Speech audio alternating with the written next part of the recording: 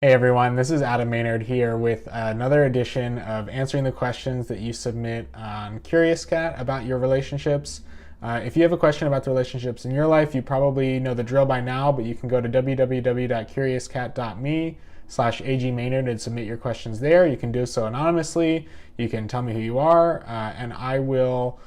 record a video response just like this one, just for you, to give you some context that'll help you around that next corner and navigating that situation. So if you have a question, whatever you're thinking of, head on over there. And without further ado, we'll get to this week's response. So this week's question packs a lot of punch into a pretty simple question. Anonymous asks, what are the main elements for a happy relationship? This is the question of questions, right? The golden question. If you are in a relationship challenge that is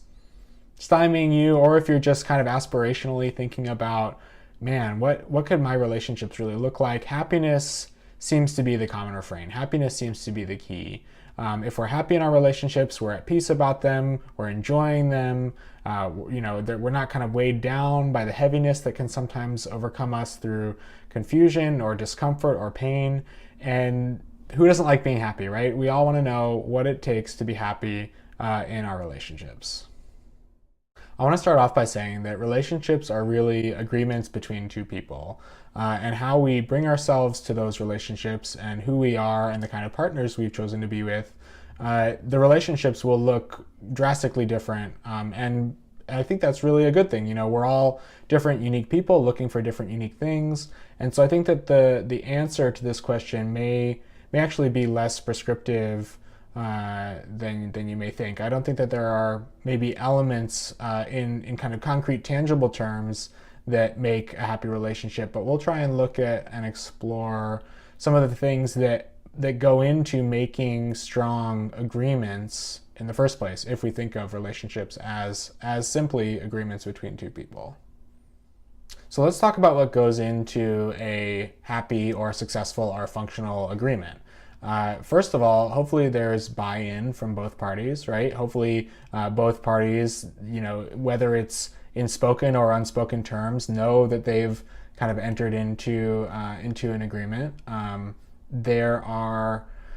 I think, times, especially early on in relationships, where there can be some unspoken negotiation of what the time you're spending together really means, what certain signals you're sending really mean, and there can be some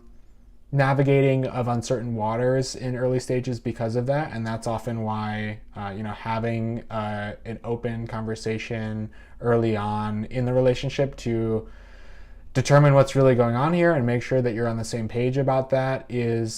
leads to a certain happiness, because you aren't in the dark about what things mean and where things are and why, where your partner is coming from, or you're even getting clear on where you're coming from. And so I think that an element of this happy agreement is open and honest communication, whatever form that looks like. And I think part of being able to openly and honestly communicate with one another comes from a place of being very open and honest with ourselves, and also knowing ourselves well to even be able to express why we feel the way we do about certain things, and not be kind of dealing with our own confusion within the context of a relationship, and then that muddying the waters with which we can really communicate our needs or frustrations or desires or whatever the case may be with the other person, because we're uncertain of which way is up. And because of that, our partner can't tell where we're coming from, because we're a little wishy-washy, or we're not as certain ourselves.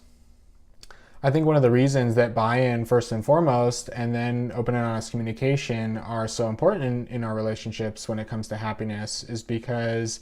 one of the biggest sources of unhappiness of any kind, but in our relationships in particular, arrives when our expectation of how something should go doesn't match the reality of how that thing goes. And that gap, that dissonance that's created between how we think something, or how we've expected something to be, and how something actually is that source of pain and discomfort and disgruntledness and confusion, because we anticipated something going one way and it goes the other way, and we're left wondering why that happened and what led to that, and how did we find ourselves here in the first place? So that's why having conversations up front or on an ongoing basis about what your real genuine desires are in relationships and how things are going can help limit or mitigate against the possibility that when those situations do arise, because let's be honest, even in the most communicative, honest, open, and communal relationships, there are going to be times where you're thrown curveballs. The two of you are, on one side of the table, and it will set you up well to negotiate those situations and to kind of approach them together from the place of the agreement that you had, rather than trying to scramble and figure out what's going on in the heat of the moment, when a lot of our ability to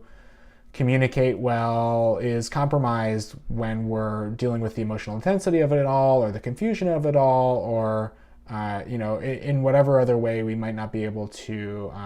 advocate for ourselves and for the relationships in the way that would really be able to transcend that experience. One of the other elements of a happy relationship, I think, is resisting as best we can the impulse to try and change our partners or try and change the other person. There's nothing that does more to build resentment in relationships than feeling like we're not satisfied with who the other person is, and in direct or subtle ways try and change the person and the outcomes of their behavior, whether they like it or not, whether they've bought in or not, whether they think that they need to grow and change through the things that you think they need to grow and change through, and that can be where that can be the start of the path that leads to unhappiness in relationships, where we're kind of reaching across the table to the other person's business and trying to make ourselves feel a different way about the agreement. Because of that, I'd say that compatibility is actually probably one of the most important factors to consider up front when thinking about what constitutes a happy relationship. Because if you think about it, if you are kind of compatible on the things that matter from the get-go, it will limit the instances where you're approaching something from a place that's different from how your partner or the other person would approach that same challenge or that same question or that same subject from their point of view. And if there's more often than not a match in terms of the values that you have, the personality or the style that you would approach that problem, or at least you have a good enough idea of how the other person and how you yourself would tackle that problem, that there aren't as many surprises, or that there aren't as many ways that you need to kind of hedge against the unpredictability of some of those situations in the moment, which again can compromise our ability to navigate them successfully. Compatibility, kind of on a base level, sets us up well because we already have a lot of those questions answered, and we've done what we can to kind of eliminate some of those roadblocks up front, to the point where they won't maybe even appear in our field of view in the future moving forward. To conclude, I kind of want to come back full circle to what I started off with, and that relationships really are agreements, and they're agreements between two people. And to the best of our ability, if we can be clear with ourselves first and then with the other person, in verbal or unstated ways, what those agreements are, and we can kind of stick to those agreements as best we can, negotiating as we go along as necessary. Happy relationships really can take any different shape, content, form, size. They can look as different as you could imagine, as different as the dreams and hopes are that we have for the relationships that we really desire for ourselves. But if we start from a place of really building that foundation where we know what we want, we know what the other person wants, and we're kind of using the relationship in a good spirited effort in pursuit of those goals and dreams, then that, I think, is the best way of establishing, or at least creating, the environment and the ecosystem in which happiness can most naturally and easily and free-flowingly arrive for you and for the other person and for the relationship that you share. So get out there and set about pursuing the kinds of happy relationships that you really desire for yourself now that you know a little bit better what you're looking for. In the meantime, if you have other relationship questions, you can send them to me on Curious Cat. Go to www.curiouscat.me/agmaynard and ask your questions there. I'll record a video response just like this one, just for you, and try and give you that little nugget of information that gets you over the hurdle that you're facing right now. I'll see you right back here next week for the next edition of me answering your relationship questions. I'll see you there.